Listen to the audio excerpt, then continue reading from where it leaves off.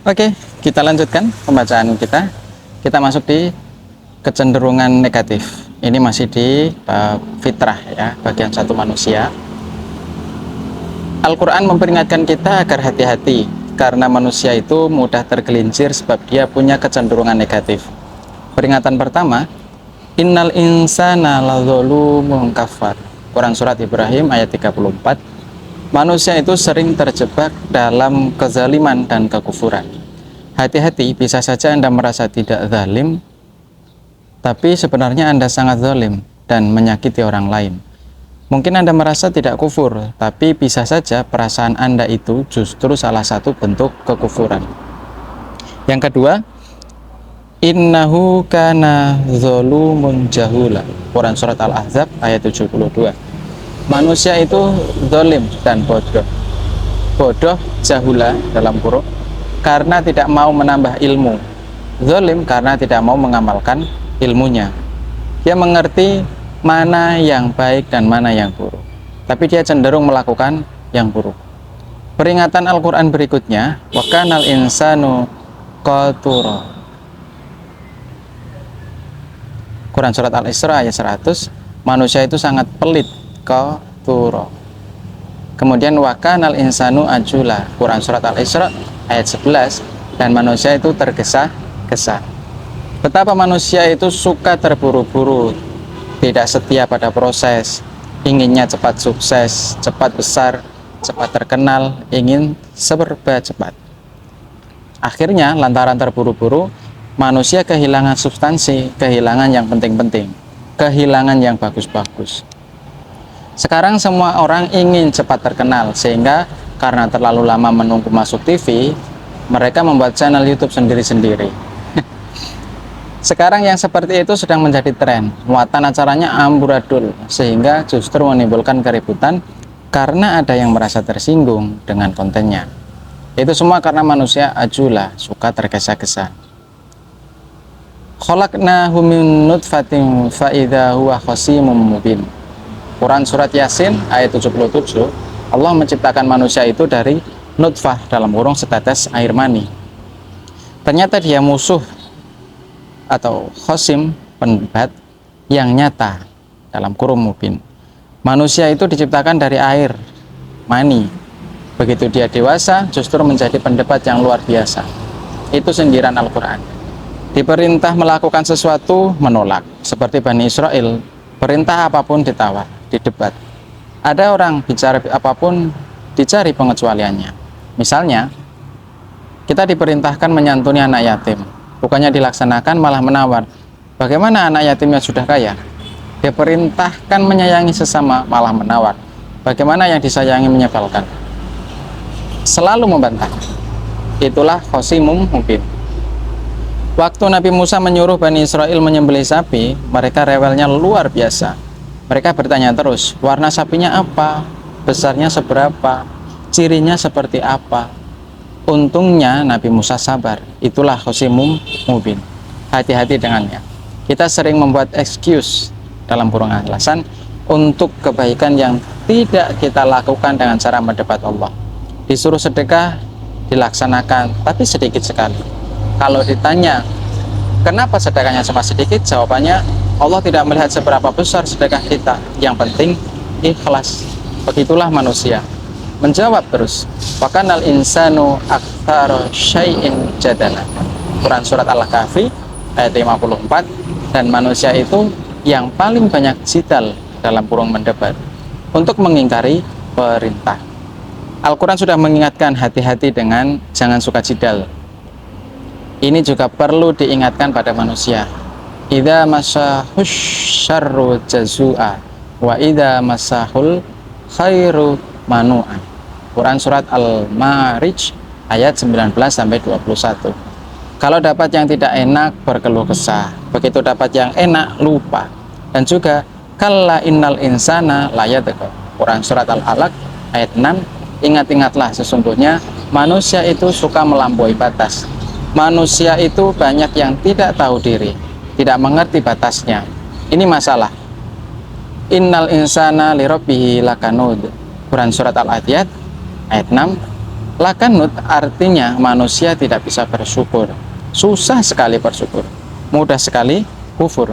Sudah diberi banyak nikmat tapi masih tidak bisa bersyukur juga. Itu ciri manusia. Indonesia ini sudah dikaruniai banyak sekali fasilitas yang orang dulu menyebutnya dengan gemah ribah loh jinawi. Negara yang subur sentosa, tapi di mana-mana orang mengeluh. Dalam surat Fussilat ayat 51, wa idza an'amna 'alal insani a'rada wa na'a bi jannibihi wa idza masyahu syarru fadhu du'airun ari.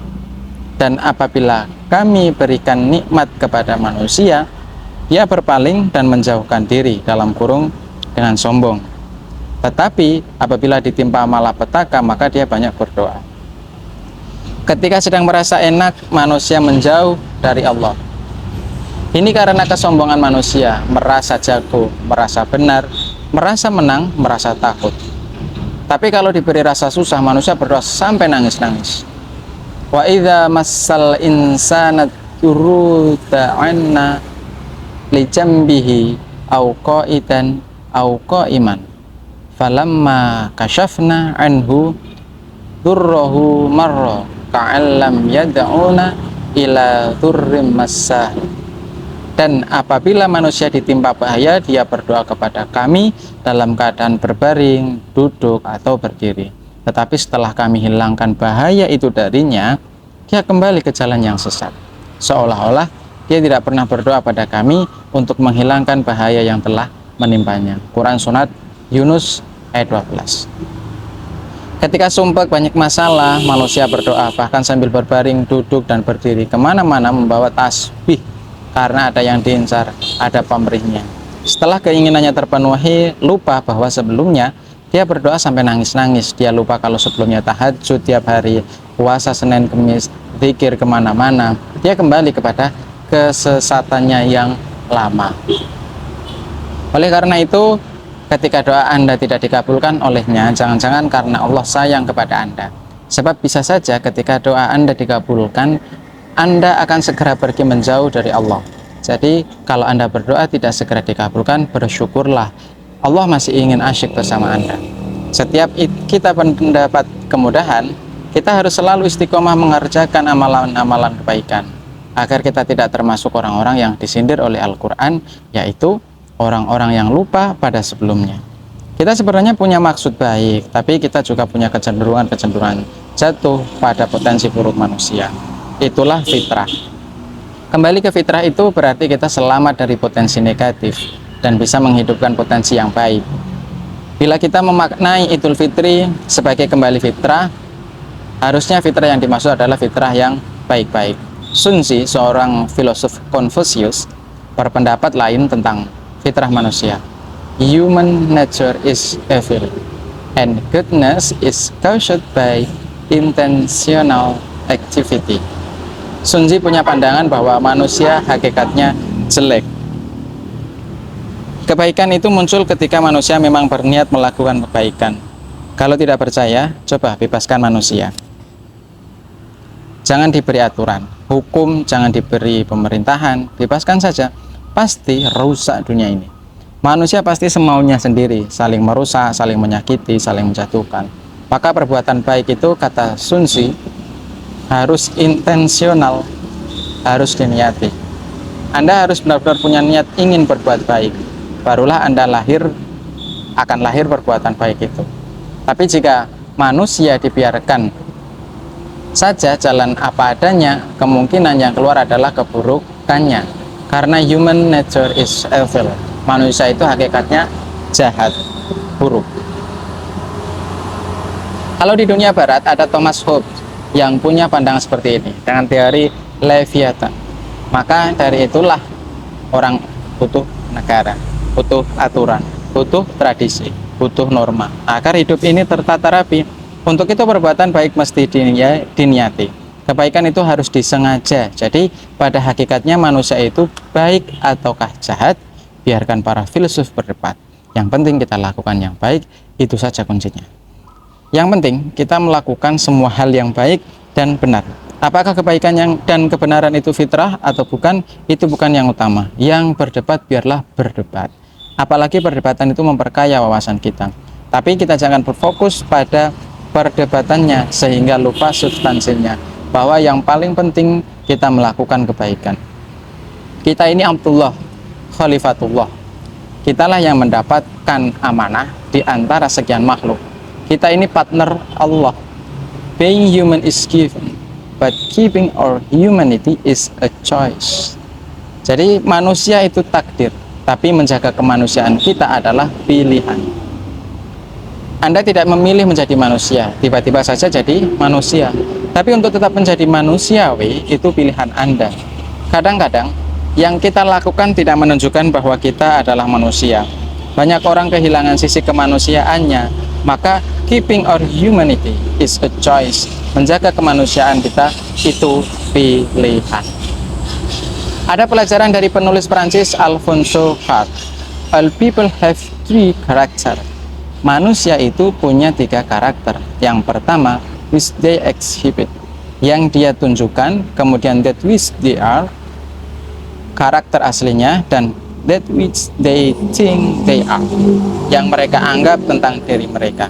Jadi karakter kita ini adalah apa yang tampak, bagaimana kita sebenarnya, dan apa yang kita rasakan. Seseorang bisa tampak jujur, tapi bukan berarti karakter aslinya seperti itu. Jadi aku benar berbeda dengan menurutku aku benar. Aku soleh atau tampak soleh, atau menurutku aku saleh, adalah 3 hal yang berbeda. Aku ustadz, tampak seperti ustadz, atau menurutku aku ini ustadz, ini berbeda. Jadikan teori ini untuk mengintrospeksi diri kita. Terakhir, manusia itu paradoks. Man is the only creature who refuses to be what he is. Manusia adalah satu-satunya makhluk yang bisa menolak menjadi dirinya sendiri. Dalam hidup kita, banyak hal yang sifatnya paradoks. Manusia menginginkan perdamaian dengan cara perang, bukanlah itu paradoks? Manusia mengobati penyakit dengan penyakit, membunuh bakteri dengan bakteri. Bila Anda jeli, banyak sekali paradoks-paradoks seperti itu. Inilah yang diteliti oleh Albert Camus dengan teori absurditasnya. Manusia adalah satu-satunya makhluk yang bisa menolak jadi dirinya sendiri. Binatang tidak bisa begitu. Kucing misalnya, ia tidak bisa menjadi bukan kucing, ia harus jadi kucing dengan segala kekucingannya. Tapi manusia bisa saja tidak mau jadi dirinya sendiri, dia bisa protes, bisa komplain terhadap eksistensinya hari ini. Terima kasih dan sampai jumpa.